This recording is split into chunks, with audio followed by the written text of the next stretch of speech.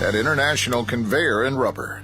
It is the voice of Indiana County. It's WCCS 101.1 FM and AM 1160.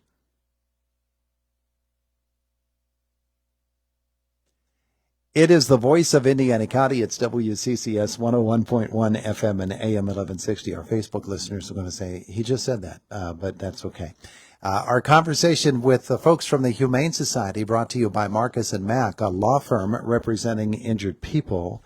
And we should tell you that because of a technical problem, we're actually off the air as we record this on Thursday, hoping that tomorrow morning, on Friday, we can replay this interview. Meanwhile, we'll make it available on Facebook right now as I introduce Kathy Lambert to my left and Bob Nastas to my right from the Humane Society. Good morning to both of you. Good morning, Todd. It's good to have you both with us here today. And we're happy to be here. Very nice harmonies that you had going right there on that as well. It is extremely hot and has been extremely hot out this week, and the hot weather is coming back for this weekend. Bob, we want to make sure that people are caring for their pets properly, don't we? Yes, and you said a mouthful there. It's only because we care. We're not trying to preach or get on a pulpit or beat anybody with a hammer. We just want people to be informed to take better care of their pets. The first thing I have is the 5-second rule. Kathy, have you ever heard of the 5-second rule? Oh, at our house, it means once it falls on the floor, the dog gets it.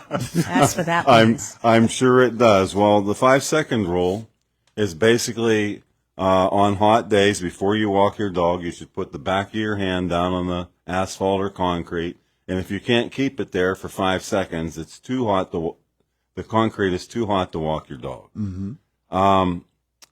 If you think about your shower, there's anti-scalding codes, et cetera, et cetera.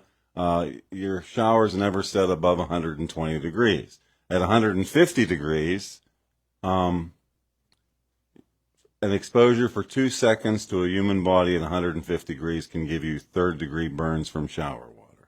That being said, asphalt temperatures, when the air is 77, asphalt's 125 degrees. Yeah. When the air is 86, the asphalt's 135 degrees. And when the air is 87, it's 143 degrees. Mm-hmm. And the pads on a dog, I mean, they're just like our fingertips, our hands. So you need to express some caution there. Be careful when you walk your dog. Maybe walk them in the grass, or pick the earlier hours of the morning or the later hours of the evening to walk your dog, to be sure of that. The other thing is, everybody likes to most animals like to go for a ride. Yeah. Well, that's a good thing and a bad thing. It's just like with all the PSA stuff for children in cars. If the outside temperature is 85, which is what we've been having recently here, today I think it's supposed to be in the 80s, after 10 minutes the temperature in the car becomes 104 degrees. After 20 minutes it becomes 114 degrees. And after 30 minutes it becomes 119 degrees. So if you see a lot of people leave their animals in the car and put the windows down 3 or 4 inches. That really doesn't help. Yeah. I mean, you just don't get any air exchange to really help.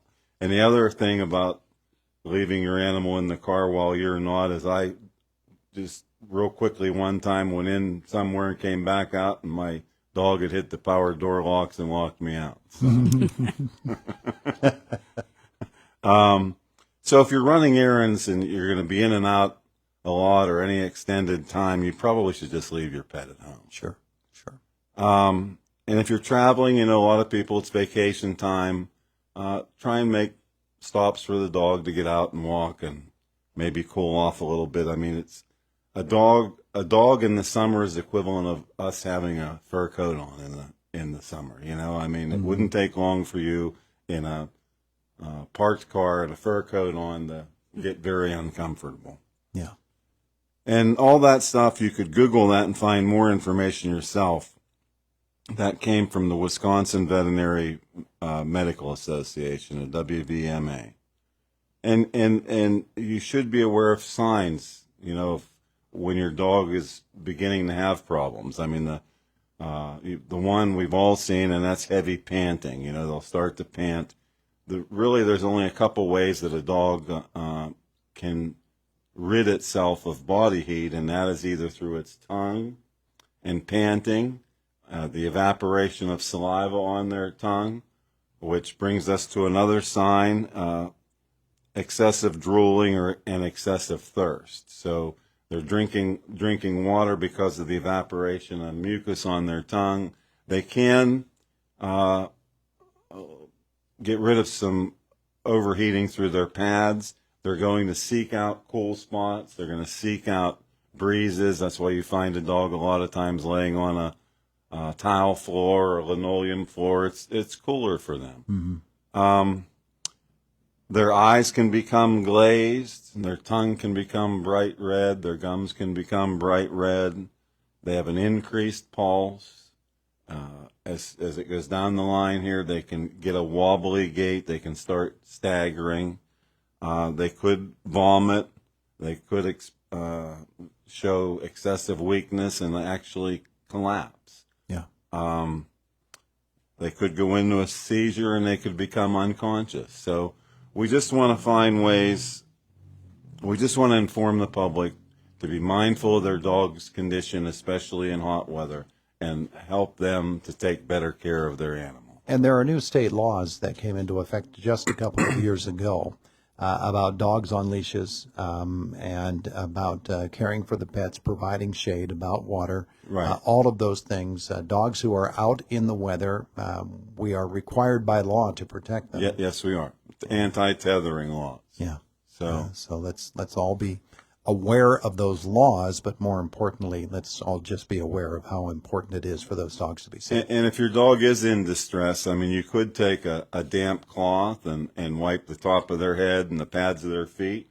You could, if you have a kiddie pool, standing in cool water, the pads, if that's how they're cooling their body, then that'll help them cool down as well. And you could also take that damp cloth and wet down their chest area. Yeah.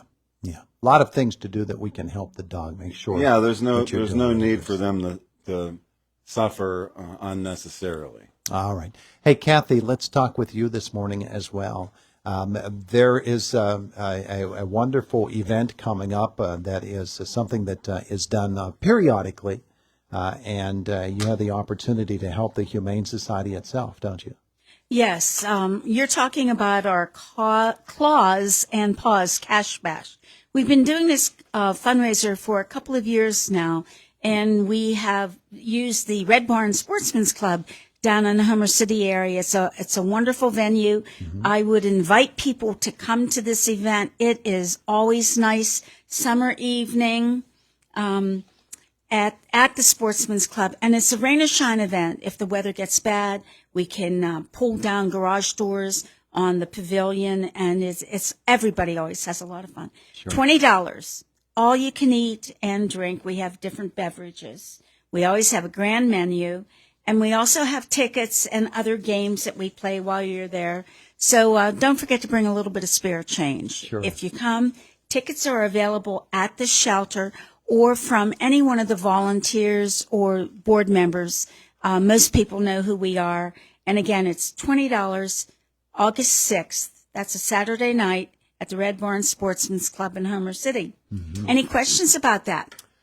When do the doors open? The doors open at 3:30, and the first drawing starts at 4:30. Okay. We're giving away. That's a little earlier this year than in the past. Yeah. Mm-hmm. The last prize of the evening will be the grand prize, and it's $1,000 that we're giving away. Oh, there you go. Yeah. There you go. That'll be later in the event. About how late? 7:30. Yeah. You're not going to be there a long time. No. About 3 hours. Mm-hmm. Mm-hmm. Wonderful. Food's great. It's by far my favorite event. Yeah. It's so much fun. It is. It's like a company picnic or a family reunion. Sure. It's just fun. The Claws and Paws Cash Bash. There you go. All right, Saturday, August 6th at the Red Barn Sportsman's Club.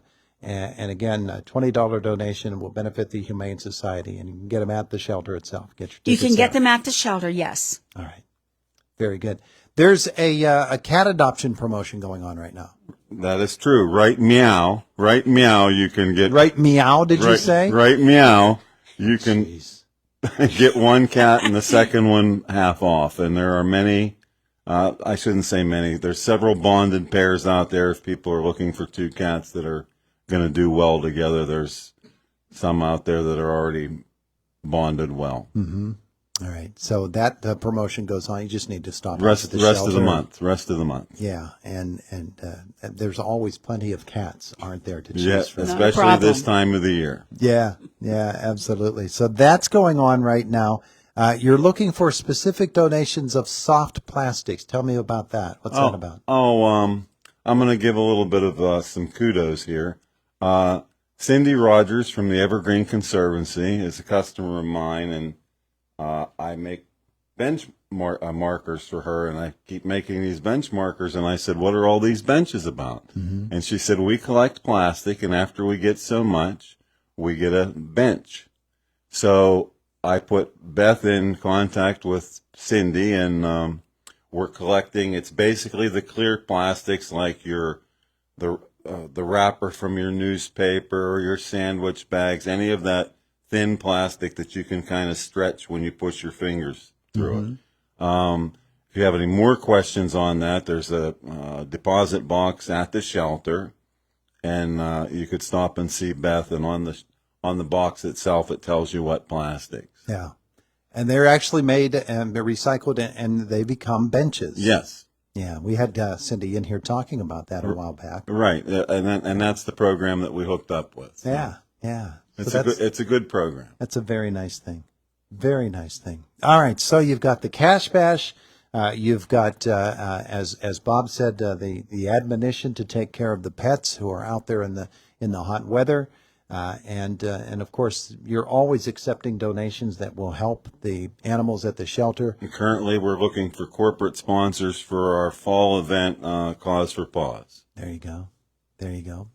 And there are a few things that happen at there's yappy hours too, aren't there? Yeah, there's 3 of those over the summer. You'll find some posters about those around town. I do not have one with me to tell you when the next one is, but I think it's the 17th of July. Of I July? think, yeah.